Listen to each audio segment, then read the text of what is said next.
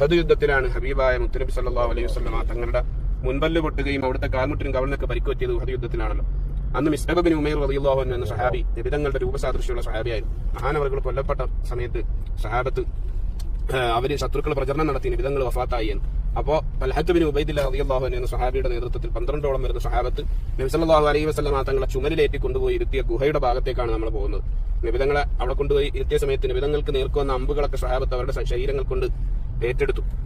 അന്ന് ഖത്താദ റളിയല്ലാഹു അൻഹുവിന്റെ ശരീരത്ത് മാത്രം 19ഓളം അമ്പുകൾ തറച്ചതാണ്. അക്കാലഘട്ടത്തിൽ വെടിവെക്കുന്നതിന് പകരം അന്ന് അമ്പ് ചെയ്യലാണല്ലോ. അപ്പൊ ഈ അമ്പ് ചെയ്യുന്ന സമയത്ത് സഹാബത്തിന് നബിതങ്ങൾക്ക് നേർക്കുന്ന അമ്പുകളൊക്കെ സഹാബത്ത് എന്ത് ചെയ്തു?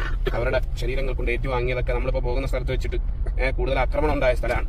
ഫാത്തിമ ബീവി റളിയല്ലാഹു അൻഹ മദീനയിൽ നിന്ന് കരഞ്ഞുകൊണ്ട് ഓടി വരികയും അലി റളിയല്ലാഹു അൻഹു മിഹ്റാസ് എന്ന് പറഞ്ഞ വെള്ളക്കെട്ടിൽ നിന്ന് വെള്ളം എടുത്തുകൊണ്ടുവന്ന് തങ്ങളെ കഴിപ്പിച്ചു കൊടുക്കുകയൊക്കെ ചെയ്തത് ഇവിടുന്നാണ്. ഫാത്തിമ ബീവി റളിയല്ലാഹു അൻഹ എന്നിട്ട് നബിതങ്ങളുടെ രക്തം നിൽക്കാതെ വന്ന സമയത്ത് അവിടെ ഫാത്തിമ ബീവി ഈന്തപ്പനെ ഓല കൊണ്ടുണ്ടാക്കിയ പായ കരിച്ചിട്ട് അതിന്റെ ചാരം വെച്ചു കൊടുത്തിട്ടാണ് നബിതങ്ങളുടെ രക്തം നിന്നത്.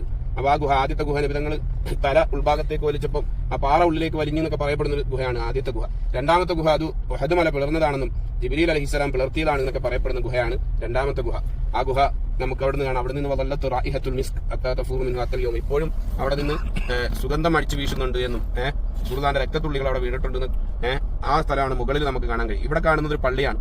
ലുഹർ അസറിലേക്ക് ജമാ ആക്കിക്കൊണ്ട് നബി സല്ലല്ലാഹു അലൈഹി വസല്ലം തങ്ങൾ നിസ്കരിക്കാൻ വേണ്ടി സഫ് കെട്ടിയ ആ പള്ളിയുള്ളത്.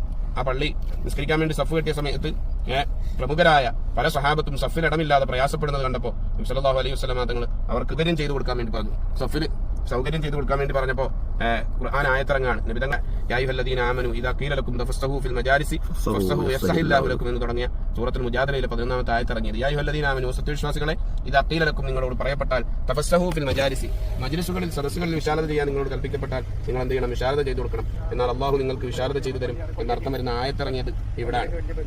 ഈ സ്ഥലത്ത് പിന്നീട് ഉമർ ബിൻ അബ്ദുൽ അസീസ് റളിയല്ലാഹു അൻഹുവിന്റെ കാലത്ത് നിർമ്മിക്കപ്പെട്ട പള്ളിയാണ്. മസ്ജിദുൽ ഫസഹ് എന്നും മസ്ജിദ് ഉഹദ് എന്നൊക്കെ ഈ പള്ളിക്ക് പേരുണ്ട്.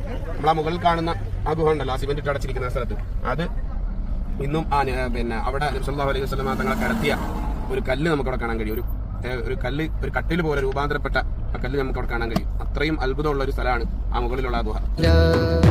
കവചമേകിയ മേനികൾ ഉഹദിൽ പകുത്ത